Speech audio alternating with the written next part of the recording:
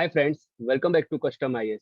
इस लेक्चर में हम यूपीएससी 2021 के सीसेट पेपर में जो मैथ्स और रीजनिंग के क्वेश्चन पूछे जाते हैं उनके कुछ क्वेश्चन का सॉल्यूशन करेंगे और देखेंगे कि इन क्वेश्चन का डिफिकल्टी लेवल कितना है, किस तरीके के सवाल आप आसानी से सॉल्व कर सकते हैं और किन सवालों को आप थोड़ा उनको देर में सॉल्व कर पाएंगे और किन सवालों को आपको छोड़ देना चाहिए।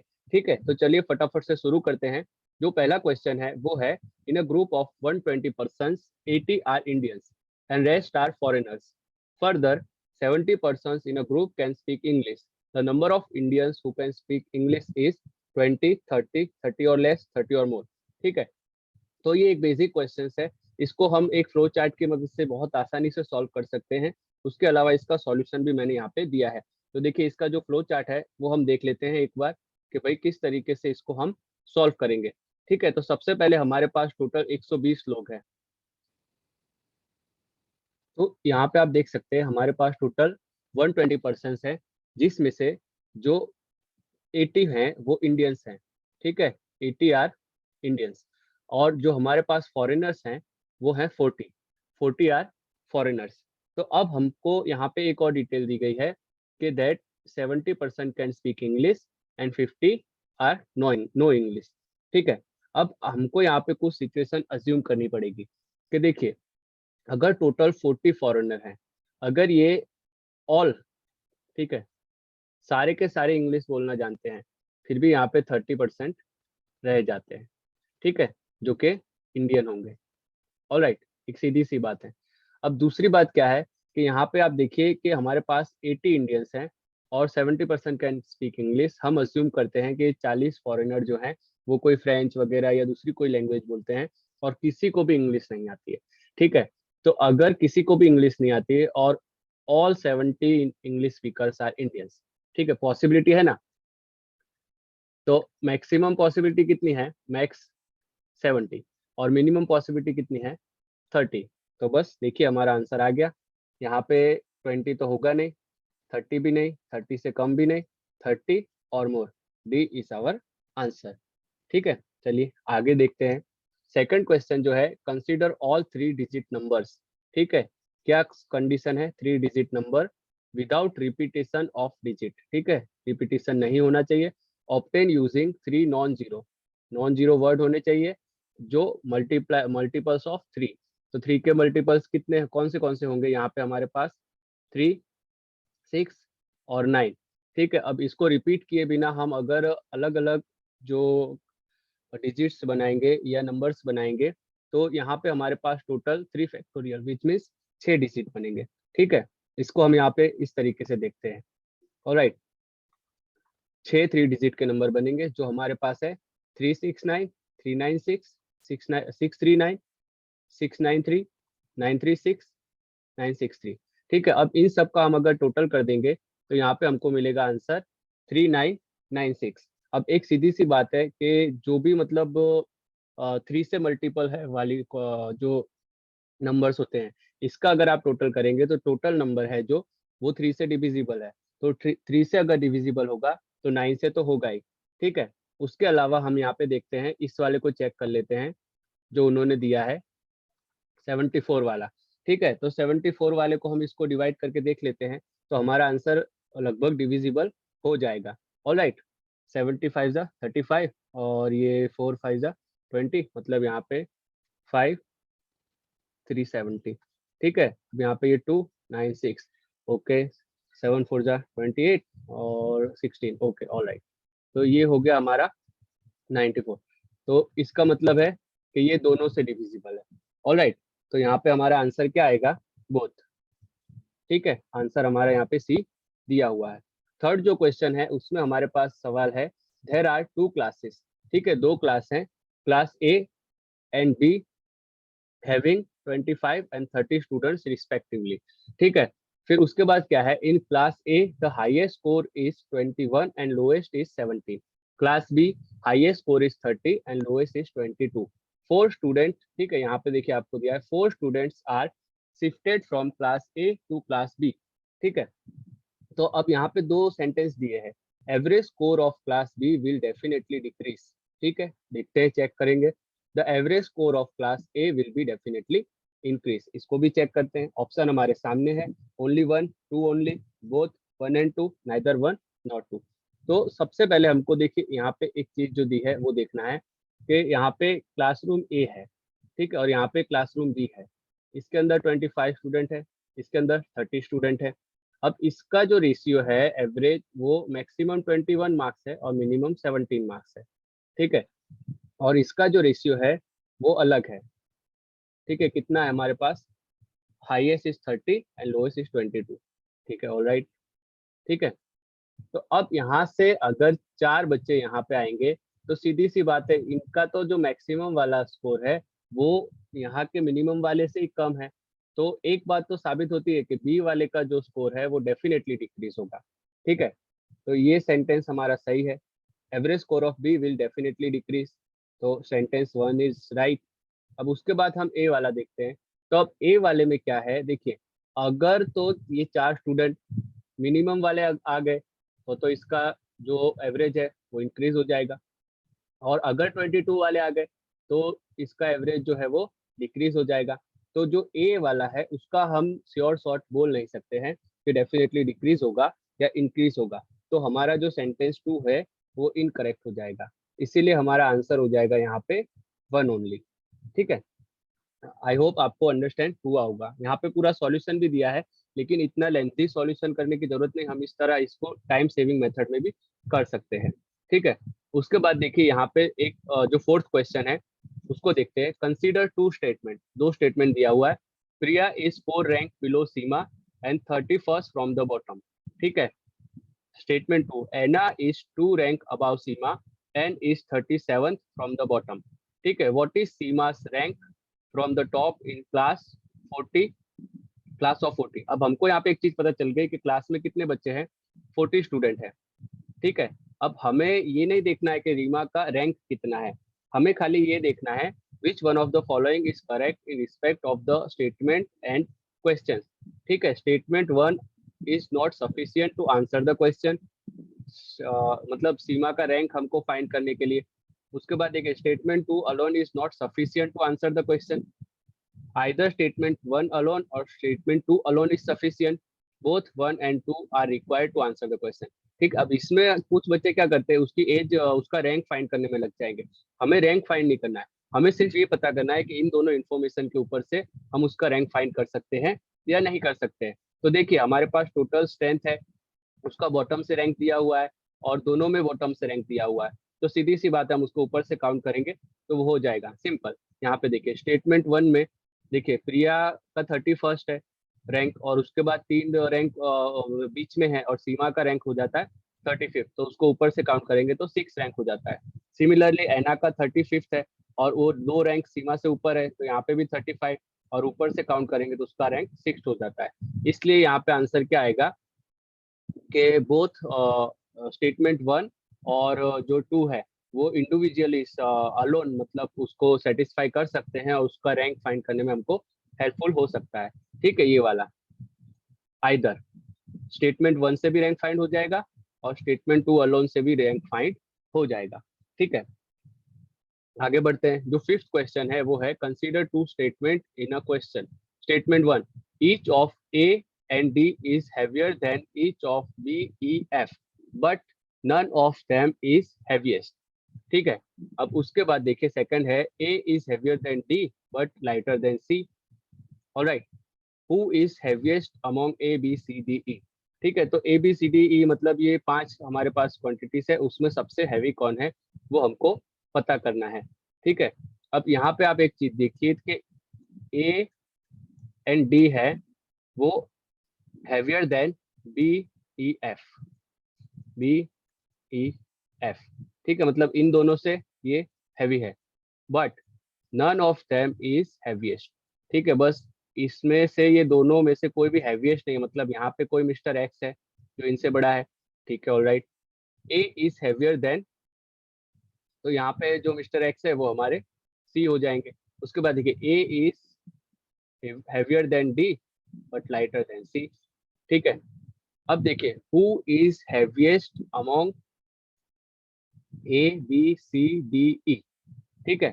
तो इसके अंदर हमको अब देखना है कि कौन सा स्टेटमेंट हमारे काम आएगा। Statement A alone is sufficient, B alone is sufficient, both are required, और नाइदर वन और टू इज सफिशिएंट। ठीक है, तो देखिए इसके अंदर से हमें पता चल जाता है कि भाई सी हैवीएस्ट है, हमें सी का क्वेश्चन निकालना है, सी हैवीएस्ट है। ठीक है, तो statement one is alone sufficient. अब स्टेटमेंट टू जो है उसमें हमारे पास सिर्फ इतनी ही स्टेटमेंट है। ठीक है, using statement two alone we cannot determine the heaviest. ठीक है, क्योंकि इसके बाद इसमें ई भी रह गया, एफ भी रह गया, बी भी रह गया, तो उसका तो इन्फॉर्मेशन ही नहीं दिया है कि उसका क्या है।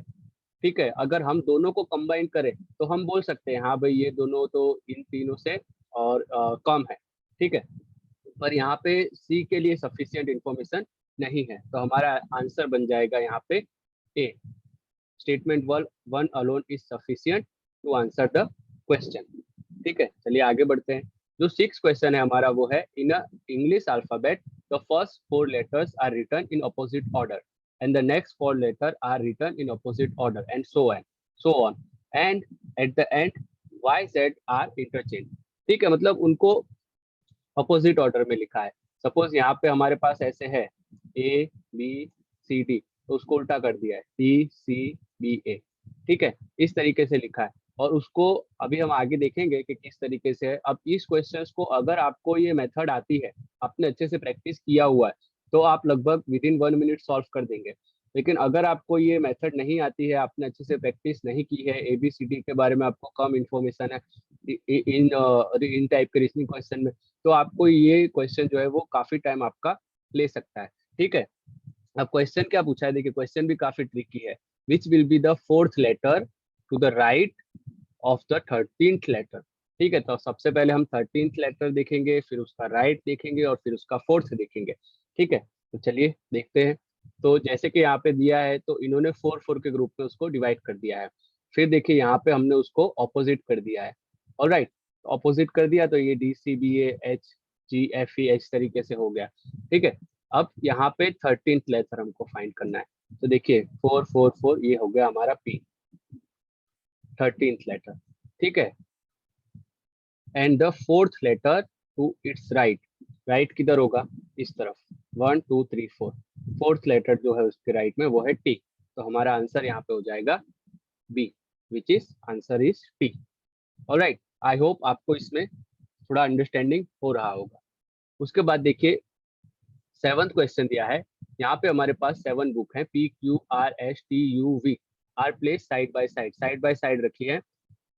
फिर देखिए RQT हैव ब्लू कवर्स। ठीक है, 3 का ब्लू कवर्स है और बाकी की जो है उसका रेड कवर है। Only S and U are new books, others are old. ठीक है, बाकी की सब ओल्ड है, S और U न्यू है। ठीक है, अब हमको यहाँ पे देखना है PRSR लॉ रिपोर्ट। ठीक है, लॉ रिपोर्ट है, और बाकी की क्या है, गैजेट है। अब हमारा क्वेश्चन क्या है, books of old gadget with blue cover. ठीक है, हमको 3 इंफॉर्मेशन चाहिए, ओल्ड होनी चाहिए, गैजेट होनी चाहिए, और ब्लू होनी चाहिए। तो इसको बहुत ही सिंपल तरीके से सॉल्व करने का जो तरीका होता है वो होता है टेबल बनाइए। टेबल बनाने से क्या है, आपका गलती होने का चांस बहुत कम हो जाता है। देखिए इस तरीके से मैंने यहाँ पे एक टेबल बना के रखा है, जिसमें आपको PQRSTUV इस तरीके से सारी बुक्स रख लेनी है। उसके बाद उसका कलर्स क्या है वो उसका एक कॉलम, उसके बाद देखिए ओल्ड और न्यू है, उसके बाद लॉ और गैजेट है। तो जिस तरीके की इंफॉर्मेशन दी है उसको सब यहाँ पे पुट कर दीजिए।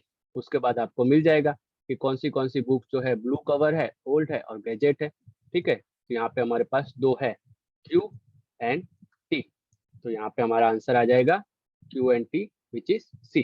ऑलराइट, ये काफी सिंपल है, पर इसका जो टेबल बनाना है वो बहुत जरूरी है। इसमें आपको 1 मिनट से थोड़ा ज्यादा टाइम लग सकता है। मैंने हमारा टाइम ज्यादा वेस्ट ना हो इसीलिए यहाँ पे पहले से टेबल बना के रखा था, ताकि हमको अंडरस्टैंडिंग हो जाए। ठीक है, अगला सवाल देखते हैं।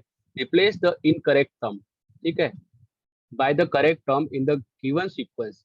ठीक है, अब सीक्वेंस क्या है हमारे पास, देखिए 3 2 7 4 13 10। अब ये जो सब है नंबर सीरीज है और सीक्वेंस सीरीज है, तो इसका हमें काफी प्रैक्टिस करना पड़ेगा, क्योंकि इसमें हमें ऑन द स्पॉट किक होना चाहिए कि किस तरीके से इसको सॉल्व किया है और कौन सा इक्वेशन लगाया है। अगर वो हमको वहां पे किक हो जाता है फिर तो हम इसको तुरंत सॉल्व कर देंगे, लेकिन अगर नहीं होता है और आपको याद नहीं आ रहा है कि किस तरीके से इसमें क्या लिंक है एक दूसरे के साथ, तो ऐसे क्वेश्चन को मैं रिकमेंड करूंगा आप बात के लिए रखें, अगर टाइम बचे तो इसको सॉल्व करें, वरना इसे लीव कर दें।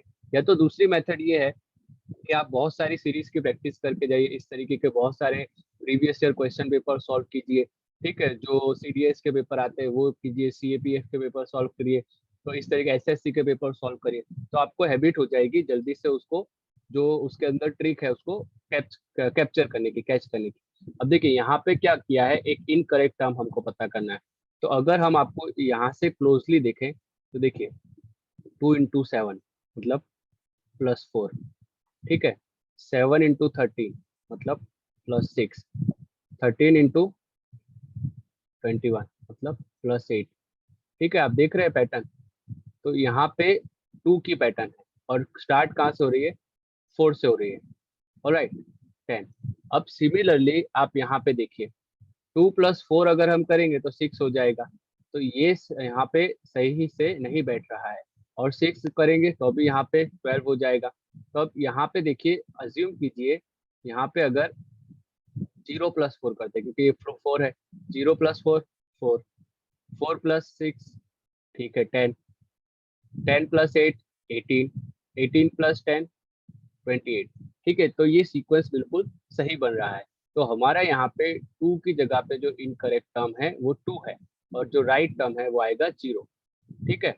देखिए यहाँ पे मैंने एक्सप्लेन भी किया हुआ है इस तरीके से, ठीक है, ऑड सीरीज है और यहाँ पे एक इवन सीरीज है, ठीक है, यहाँ पे 3 + 4, फिर जो 7 आया 7 +6 +8 +10 +12, इसी तरीके से यहाँ पे इवन सीरीज है, इसको आप देखिए 2 दिया है यहाँ पे, तो ये 2 जो है वो रॉन्ग वर्ड है, अगर हम इसको ऐड करेंगे तो सारे के सारे हमारे नंबर गलत हो जाते हैं, और 0 से हम करें तो देखिए हमको सारे आंसर मिल जाए 4 10 18 24 40, देखिए जो हमारा सीरीज है 4 10 18 20 इस तरीके से, ठीक है।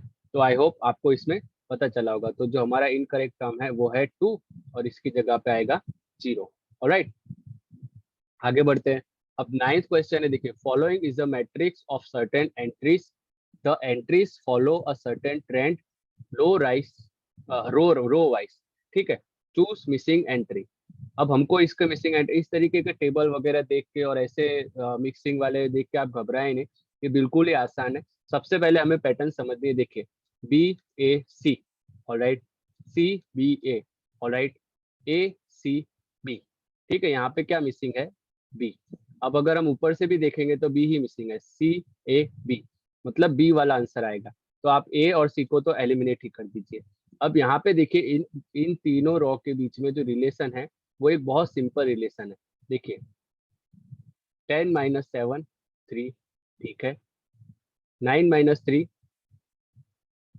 6, ठीक है, तो एक सीधी सी बात है 13 - 10 = 3, और हमें चाहिए क्या, बी, तो 3B हमारा आंसर आ जाएगा, तो हमारा आंसर हो जाएगा सी।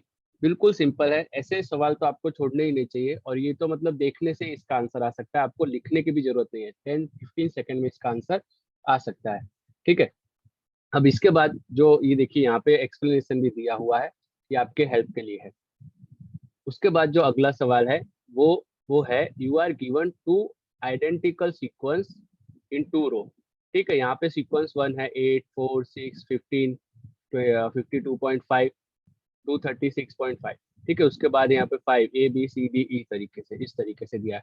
अब अगर हम इन दोनों का आपस में इस सीरीज का रिलेशन देखें ध्यान से, तो हम ऐसा पता कर सकते हैं कि भाई सबसे पहले हम इसको मल्टीप्लाई करके देखते हैं, तो 8 को अगर हम मल्टीप्लाई करें 0.5 से, तो यहाँ पे हमारा हो जाएगा 4, ठीक है, फिर 4 को अगर हम मल्टीप्लाई करें 1.5 से तो हमारा हो जाएगा 6, 6 को करें 2.5 से तो हमारा हो जाएगा यहाँ पे 15, ठीक है, जैसे मैंने आगे किया है देखिए। तो इस तरीके से हम मल्टीप्लाई करेंगे तो हमें एक पैटर्न पता चल रहा है, ये वाला हमारा पैटर्न है 0.5 1.5 2.5 3.5 और 4.5, ठीक है, ये हमारा पूरा सीरीज बिल्कुल ही सही हमको मिल रहा है। अब उसी तरीके से जो नीचे वाला है उसमें भी हम इसी को फॉलो करने की कोशिश करेंगे। 5 को मल्टीप्लाई किया मैंने 0.5 से, तो ये हमारा मिल गया ए, फिर ठीक है, इसको मैंने मल्टीप्लाई किया 1.5 से, ये हमारा मिल गया बी। फिर बी को मैंने मल्टीप्लाई किया 2.5 से और ये हमारा मिल गया सी। ठीक है, तो ये हमारा आंसर है, यहाँ पे दिया है आंसर इज सी 9.375। ठीक है, सिंपल है, इसको भी प्रैक्टिस के जरिए काफी आसानी से सॉल्व किया जा सकता है। ठीक है, अब यहाँ पे जो 11th क्वेश्चन है वो डायरेक्शन से और कुछ जो डिस्टेंस वगैरह होता है उससे रिलेटेड है, इसमें डायरेक्शन का तो नहीं है। देखिए, लेंथी क्वेश्चन है लेकिन बहुत आसान है, ऐसे क्वेश्चन देख के आप घबराए नहीं, आराम से इसे पढ़ें और पढ़ के इसको आप बहुत आसानी से सॉल्व कर देंगे। ठीक है, देखिए, a person X from a place A and another person Y from a place B set out at the same time. ठीक है, दोनों सेम टाइम पे निकल गए to work toward each other. ठीक है, ये मतलब यहाँ से मिस्टर एक्स और यहाँ से मिस्टर वाई दोनों एक दूसरे की तरफ चलने के लिए निकल गए सेम टाइम पे। ठीक है, अब जो मिस्टर एक्स है उनकी स्पीड कितनी है, यूनिफॉर्म स्पीड है 1.5 किमी। ठीक है, throughout, but Y walks with a uniform speed of 1 किमी per hour first hour, with uniform speed of 1.25 km second hour, and uniform speed of 1.5 km in the third hour, and so on। ठीक है, अब यहाँ पे देखिए, which of the following are correct? they take 5 hour to meet। ठीक है, देख लेते हैं। तो सबसे पहले जो टोटल डिस्टेंस है वो 15 किलोमीटर है। ठीक है, they meet midway between A and B. तो यहाँ पे हमारा सॉल्यूशन दिया हुआ है, देखिए डिस्टेंस कितना है, स्पीड ऑफ एक्स कितनी है 1.5, so distance covered by X in 5 hour. ये 5 आवर में कितना कवर करेंगे, ये 5 आवर कहाँ दिया है, स्टेटमेंट 1 में दिया है, देख लीजिए आप। ठीक है, तो ये 7.5 किमी चलेंगे। अब 5 आवर ही हमें उनका भी काउंट करना है, मिस्टर वाई का। ठीक है, तो पहले घंटे में वो चले, यहाँ पे देखिए 1 किलोमीटर, दूसरे घंटे में 1.25, फिर 1.5, 1.75 और फिर 2 किलोमीटर, इसका टोटल होता है 7.5 किलोमीटर। ठीक है, मतलब 5 घंटे में एक्स ने भी 7.5 किमी किया और वाई ने भी 7.5 किमी किया, टोटल डिस्टेंस 15 किमी था। ठीक है, तो ये दोनों मिड वे में मिलेंगे, बीचों बीच। ठीक है, तो यहाँ पे आप देख सकते हैं they take 5 hour to meet, alright, ये सही है। दे मीट मिडवे, ये भी सही है, तो हमारा आंसर हो जाएगा बोथ 1 एंड 2। ठीक है, अब इस लेक्चर का ये वाला लास्ट क्वेश्चन है। ठीक है, a student appear in 6 paper, 6 paper में अपियर हुए हैं, maximum marks are the same for, maximum marks are same for each paper. ठीक है, मैक्सिमम मार्क्स तो जैसे हमको पता है 100 मार्क्स का एग्जाम होता है, तो मैक्सिमम 100 ही ला सकते हैं।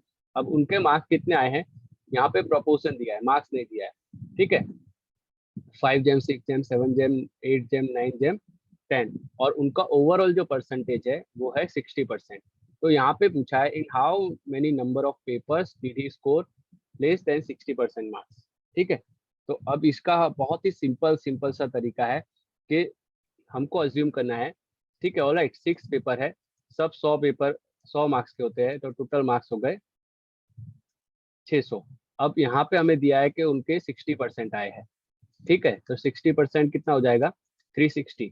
अब हमारे पास इक्वेशन बन जाएगा 5x, 6x, 7x, 8x, 9x, 10x is equal to 360। इसको हम सिंप्लीफाई करेंगे तो हमें x की वैल्यू मिल जाएगी 8। ठीक है, अब ये जितने भी x है वहां पे हम 8 की वैल्यू पुट करेंगे, तो देखिए यहाँ पे आता है 40, 48, 56, 64, 72 और 80।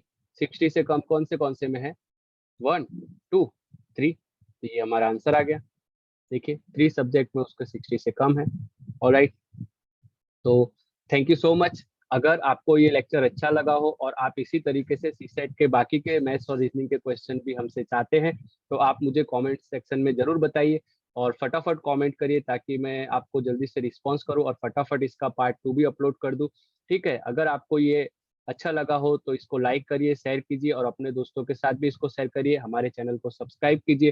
ठीक है, आप जब हमारे चैनल को सब्सक्राइब करते हैं और लाइक शेयर करते हैं तो हमें काफ़ी मोटिवेशन मिलता है और इस तरीके के और भी हम लेक्चर आपके साथ लाते रहेंगे। तो मिलते हैं अगले लेक्चर में, तब तक के लिए जय हिंद।